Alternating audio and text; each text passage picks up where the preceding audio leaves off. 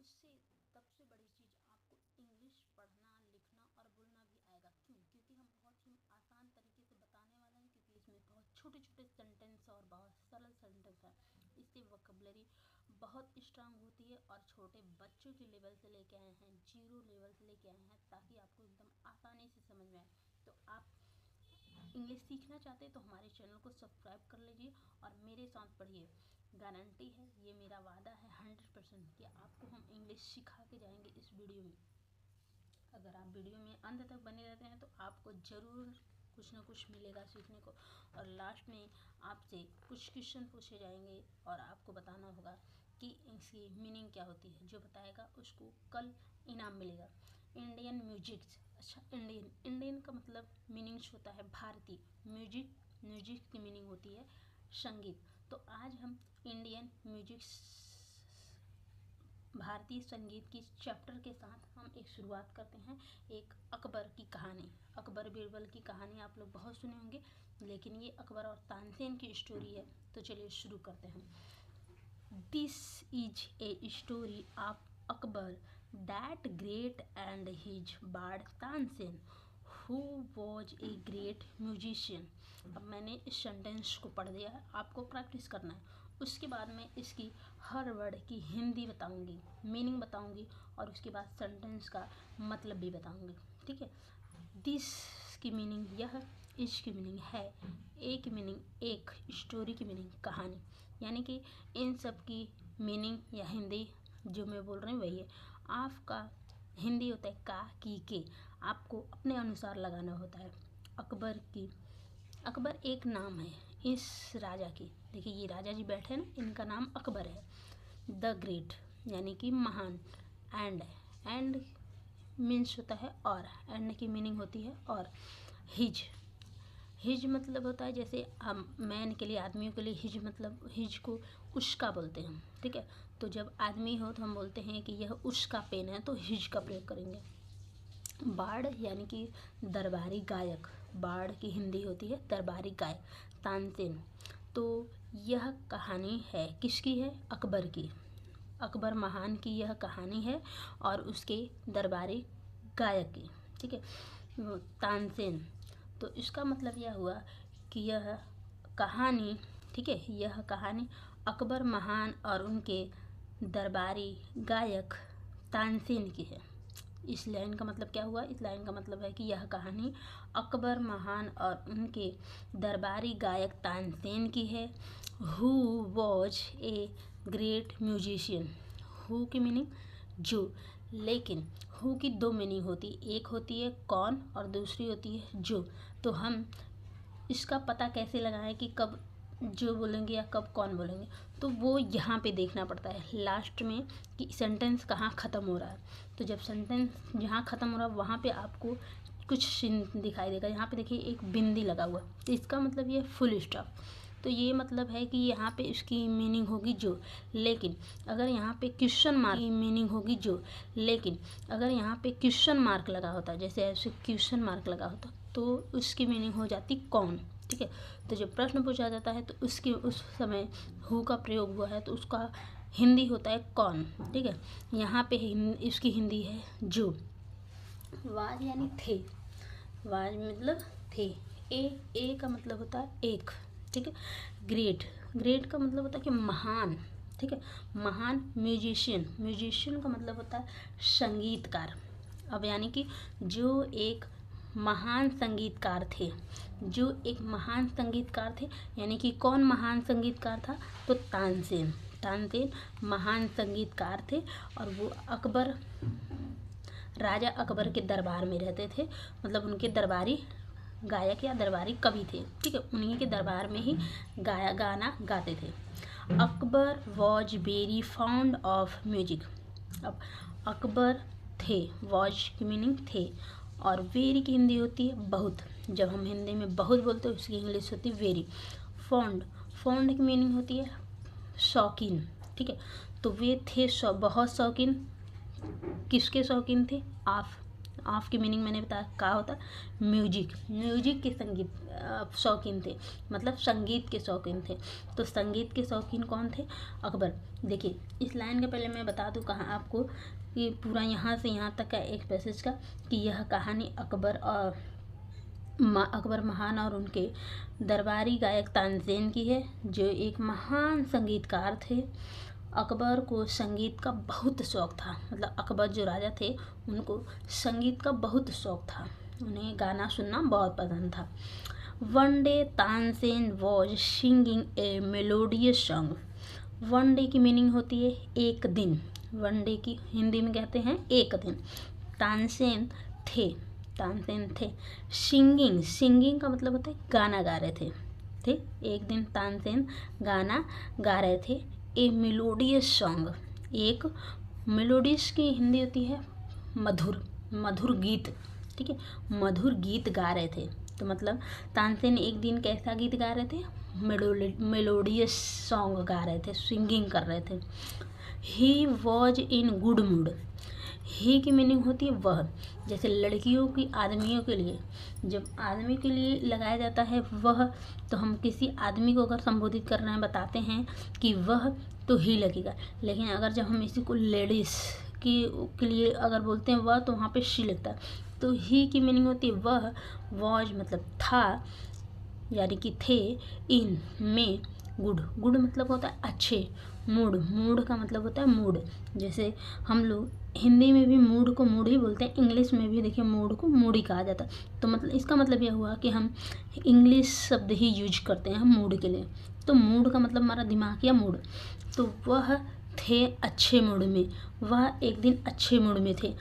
इसका मतलब यह हुआ, इस लाइन का पूरा मतलब यह हुआ कि एक दिन तानसेन एक मधुर गीत गा रहे थे और वो अच्छे मूड में थे, जिस दिन अच्छे मूड में थे और मधुर गीत गा रहे थे। Akbar heard him and said. Akbar heard यानी कि अकबर राजा जो थे ना, हियर्ड किए मतलब सुनते हैं। हियर्ड का मीनिंग होता है सुनना। तो हियर्ड मतलब सुने, अकबर ने सुना। हिम यानी कि उनको, किसको? यानी कि तानसेन को। अभी तानसेन मधुर गीत गा रहे हैं ना, तो उनको उन्होंने सुना, अकबर ने सुन लिया। एंड सेड और कहा। तो क्या कहा, चलिए आगे देखते हैं। अकबर जब तानसेन की गीत को सुनते हैं उसके बाद वो कुछ कहते हैं, तो क्या कहते हैं? What is secret of your this sweet voice. What की मीनिंग होती है क्या, इज है, सेक्रेट यानी कि रहस्य, ऑफ का, योर तुम्हारे, दिस की मीनिंग होता है यह, स्वीट यानी कि मधुर, वॉइस यानी कि आवाज़। तो अकबर पूछते हैं कि तुम्हारे इस मधुर आवाज़ का रहस्य क्या है। तो मतलब अभी तानसेन की गाना को सुनकर अकबर उनसे कुछ पूछते हैं, और वो पूछते यह हैं कि तुम्हारे इस मधुर गाने का रहस्य क्या है, इस मधुर आवाज़ की रहस्य क्या है, ठीक है। तो उसके बाद तुम्हारी इस मधुर आवाज़ की रहस्य क्या है पूछने के बाद उन्होंने कुछ आगे क्या बोला कि it takes me out of this world. It यानी कि यह, टेक्स यानी कि लेके जाती है। टेक मतलब होता है लेना, टेक की हिंदी होती है लेना ना। तो मुझे, यह मुझे ले जाती है। यहाँ पे इट किसकी बात हो रही है? उस गाने की बात हो रही है, तानसेन के गानों की बात हो रही है। जब वो गाना गाते हैं तो वह गाना उन्हें लेके चली जाती है out of this world. Out of का मतलब होता है बाहर, दिस की मीनिंग यह, इस, वर्ल्ड की मीनिंग संसार। तो इस संसार के बाहर लेके चली जाती है। इसका मतलब यह हुआ कि जब तानसेन गाना गाते हैं तो अकबर इस दुनिया से बाहर चले जाते हैं, यानी कि दूसरी दुनिया में खो जाते हैं। इसका मतलब यह हुआ, ठीक है, वो इस दुनिया से भूल जाते हैं, दूसरी दुनिया में मग्न हो जाते हैं। I have not heard any one who can Singh so sweetly. इसका मतलब यह है कि तानसेन की गानों का तारीफ़ करते करते उन्होंने इतनी ज़्यादा तारीफ़ करी है कि अभी उनकी तारीफ़ ख़त्म नहीं हुई। तो एकदम तारीफ़ का उन्होंने पुल मार दिया। अभी देखिए उन्होंने और तारीफ़ करते हुए क्या कहा कि आई हैव मतलब मैंने, नॉट यानी कि नहीं, हियर्ड की मीनिंग होती है सुना, मैंने नहीं सुना है क्या नहीं सुना है? एनीवन यानी कि किसी को, हु मैंने अभी तक किसी को नहीं सुना है जो सकता हो सिंग यानी कि जो सिंग कर सकता हो यानी कि गा सकता हो, सो स्वीटली यानी कि इतना मधुर। तो इनका कहने का मतलब है, अकबर कहते हैं कि मैंने अभी तक किसी को ऐसा नहीं सुना जो तुम्हारी तरह यानी कि इतना मधुर संगीत गा सकता हो। ठीक है, उनके गानों को सुनने के बाद इतना तारीफ़ करते हैं अकबर। अब आगे बोलते हैं कि you are really wonderful Tansen. तो अकबर कहते हैं तानसेन से कि तुम हो रियली यानी कि सचमुच, रियली का मतलब होता है सचमुच, वंडरफुल यानी कि अद्भुत Tansen.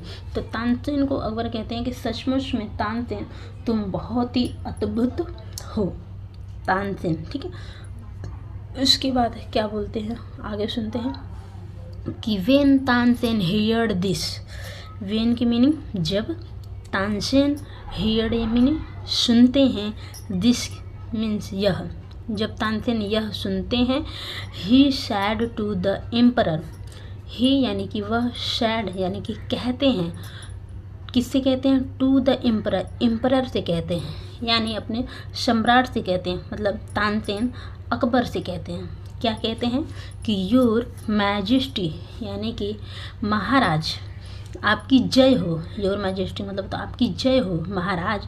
There is also a singer who is better than me, there is also, there देखिए ये फुल स्टॉप है, मतलब ये कॉमा है, तो यहाँ तक बोलने के बाद ये नए सेंटेंस शुरू हो रहे हैं। इसका मतलब यह है कि नए सेंटेंस जब देयर से शुरू हो तो देयर का मतलब कुछ नहीं होता है, लेकिन यही देयर अगर सेंटेंस के कहीं बीच में आया होता तो इसका मतलब होता है, हिंदी होती है वहाँ। ठीक है, उसकी मीनिंग होती है वहाँ। अगर बीच में आता है या लास्ट में आता है तो उसकी मीनिंग हम वहाँ होता है। लेकिन अगर शुरू में ही, अगर स्टार्ट सेंटेंस के स्टार्ट में ही अगर लिखा गया है तो इसका कोई मीनिंग नहीं होता, बस इसको बनावट के आधार पर, सुंदर बनाने के आधार पर इसको सेंटेंस पूरा करने के लिए लिखा जाता है। ठीक है, देयर इज यानी कि है, आल्सो, आल्सो का मतलब होता है भी, ए मीनिंग होता है एक, और सिंगर की मीनिंग होती है गायक, मतलब एक और सिंगर हैं, एक और गायक भी हैं जो, हु का मतलब मैंने बताया था जो, इज है बेटर, बेटर का मतलब होता है बहुत बढ़िया, दैन मी मतलब मेरी अपेक्षा या मुझसे भी अच्छा, एक बहुत अच्छे संगीतकार हैं यानी गायक हैं, सिंगर हैं। तो you must hear him, you must hear him. तो तानसेन अकबर से कहते हैं कि यू यानी कि आपको, मस्ट अवश्य ही, हियर यानी सुनना चाहिए, हिम उन्हें। तो मस्ट का मतलब होता है चाहिए, तो मतलब अकबर से तानसेन बोलते हैं कि आपको अवश्य ही में उस संगीतकार को सुनना चाहिए, उस सिंगर को सुनना चाहिए जो मेरे से भी अच्छे सिंगर हैं। First he is my Guru, first का मतलब होता है पहले, ही यानी कि वह, इज का मीनिंग होता है माई का मीनिंग होता है मेरे, माई की हिंदी मेरे होता है गुरु, पहले वो मेरे गुरु हैं यानी कि वो मेरे पहले गुरु हैं। ठीक है, तो वो बताते हैं कि मेरे गुरु हैं, वो मेरे से भी अच्छे सिंगर हैं, तो आपको उन्हें अवश्य सुनना चाहिए। His name is Haridas, his यानी कि आदमियों के लिए लगता है कि जब प्लूरल कोई हो, मैन हो, तो उनके लिए लगता है हिज मतलब होता है उसके, यहाँ पे उसके, नेम की मीनिंग होता है नाम, इज की हिंदी होती है हरिदास, तो उनका नाम हरिदास है। ठीक है, उनका नाम क्या है? हरिदास है, मतलब हरिदास मेरे से भी अच्छे सिंगर हैं, मतलब तानसेन ने अकबर को बताया। He is the best singer in your emperor, he की मीनिंग होता है वह, इज की मीनिंग होता है द बेस्ट मतलब बहुत बढ़िया सिंगर, बहुत अच्छे सिंगर हैं, अच्छे गायक हैं। इन की मीनिंग होती, हिंदी होती है मैं, योर की मीनिंग होती है आपके, एम्परर एम्पायर की मतलब होती है साम्राज्य, मतलब आपके साम्राज्य में वो बहुत ही अच्छे एक गायक, बहुत बढ़िया गायक हैं। तो अकबर ने हरिदास के बारे में अकबर को तानसेन ने बताया। उसके बाद अकबर ने कुछ अपनी टिप्पणी की यानी कि बताई। देखिए क्या बोलते हैं अकबर, इतना सुनने के बाद अकबर अकबर ने कहा। रिमार्क की हिंदी होती है कहा, तो अकबर ने कहा तो क्या कहा, इम्पॉसिबल। इम्पॉसिबल की हिंदी होती है असंभव, ठीक है। पॉसिबल का मतलब होता है संभव और इम्पॉसिबल का मतलब होता है असंभव, मतलब जो काम संभव ना हो, ठीक है, जो असंभव हो, जिसे किया ना जा सके। तो उन्होंने बोला कि असंभव है, आई कैन नॉट बिलीव इट। तो अकबर कहते हैं कि मैं, आई की मीनिंग होती है मैं, कैन नॉट मतलब नहीं, बिलीव इट मतलब विश्वास, इसे मतलब इसे मैं विश्वास नहीं कर सकता, ठीक है। अकबर क्या कहना है, अकबर बोलते हैं कि I can not believe it, मैं विश्वास नहीं कर सकता हूँ कि there is no one else who can sing better than you. There is no one मतलब उनका कहना है कि कोई भी नहीं है जो तुमसे भी अच्छा गा सकता हो। मतलब उनका ये कहना है कि इज का मीनिंग होता है नो, नहीं, वन एक भी, इल्स कोई भी, मतलब कोई भी नहीं है जो सिंग कर सकता हो, गा सकता हो, बेटर यानी कि बढ़िया, देन यू यानी कि तुमसे भी बढ़िया। तो ऐसा कोई हो ही नहीं सकता जो तुमसे बढ़िया गाना गा सकता हो, यानी कि अकबर ने तानसेन से बोला। तो अब तानसेन ने क्या किया, देखिए, तानसेन रिक्वेस्टेड, तानसेन रिक्वेस्टेड की मीनिंग होती है अनुरोध करते हैं। फिर तानसेन आगे उनसे अनुरोध करते हैं यानी कि विनती करते हैं कि Akbar that he must here his गुरु। अकबर की मतलब कि अकबर ही मस्ट यानी कि वह अनुरोध करते हैं कि आपको अवश्य ही उनके गुरु को, हियर हिज गुरु मतलब उनके गुरु को सुने, यानी कि अब तानसेन बोलते हैं कि वो मेरे गुरु हैं तो आप अवश्य ही मेरे गुरु को सुनिए। अकबर से रिक्वेस्ट करते हैं, तानसेन कहते हैं कि अकबर जो आप मेरे गुरु को अवश्य सुनिए। तो उन्होंने आगे रिक्वेस्ट किया, अनुरोध किया कि अकबर मेरे गुरु को अवश्य सुनिए। You will change your mind after listening to Haridas. मतलब उनका कहने का मतलब ये था कि अकबर जब भी मेरे गुरु को सुनेंगे तो you will change your idea मतलब आपका जो विचार है बदल जाएगा। यू विल चेंज, यू की मीनिंग तुम, ठीक है, यू की हिंदी तुम। आफ्टर मतलब के बाद, लिसनिंग, लिसनिंग का मतलब होता है सुनने, सुनना, सुनने के बाद, टू हरिदास यानी कि हरिदास को सुनने के बाद आपका आइडिया जो है, आपका जो विचार है वो बदल जाएगा। आप मेरे एक बार गुरु को जरूर सुनिए। तो ये कौन कहता है, तानसेन। किससे कहते हैं, अकबर से। अब अकबर क्या कहते हैं, सम डेज लेटर, सम की मीनिंग कुछ और डेज का मतलब होता है दिन, लेटर की मीनिंग होती है बाद, तो मतलब कुछ दिनों बाद Akbar and Tansen went to see Haridas. Akbar और तानसेन मतलब कुछ दिन के बाद अकबर और तानसेन वेंट यानी मतलब होता है जाते हैं, टू सी का मतलब होता है मिलने, हरिदास यानी कि कुछ दिनों बाद तानसेन अकबर हरिदास से मिलने चले जाते हैं। Who was Guru of Tansen, who की मीनिंग होती है जो, वॉच की मीनिंग होती है थे, गुरु यानी कि गुरु थे, ऑफ यानी मतलब ऑफ की मीनिंग, आपकी हिंदी होती है का, तानसेन मतलब जो तानसेन के गुरु थे। हरिदास से कुछ दिनों बाद अकबर और तानसेन दोनों मिलने चले जाते हैं, मतलब मिलने गए। तो अब जब मिलने गए तो क्या हुआ, आगे देखते हैं। Akbar was in disguise of a common man. अब इसका मतलब यह है कि अभी तक वो उनके मिलने गए, और मिलने गए तो क्या हुआ, मिलने के पहले अकबर जो थे, अकबर वॉज इन यानी कि में, डिस्क्यूज का मतलब होता है वस्त्र धारण किए हुए थे, वेश बनाए हुए थे यानी कि वेश में थे, ऑफ ए कॉमन मैन मतलब कॉमन का मतलब होता है आम, मैन यानी कि आदमी, आम आदमी के वेश में थे। यानी कि अकबर तो राजा हैं, लेकिन वो जब तानसेन के गुरु हरिदास से मिलने जाते हैं तो वे एक साधारण आदमी के वेश में रहते हैं, साधारण आम आदमियों वाला कपड़ा पहने रहते हैं। जैसे कि आप यहाँ पे देख सकते हैं कि तानसेन और उनके अकबर राजा गुरु दोनों सेम कपड़े पहने हुए हैं, ठीक है। तो इसका पता ना चले कि वो राजा हैं, तो राजा का वेश पहन के नहीं गया। ही ऑफन डिड सो, ही यानी कि वह, यानी कि किसकी बात हो रही है यहाँ पे, अकबर ऑप्शन अक्सर, डिड सो मतलब ऐसा ही करते थे, यानी कि जब अकबर को कहीं जाना होता था तब वो ऐसा ही करते थे, वो साधारण आदमियों के वेश में कपड़े पहन के जाते थे, ठीक है, राजा बन के नहीं जाते थे।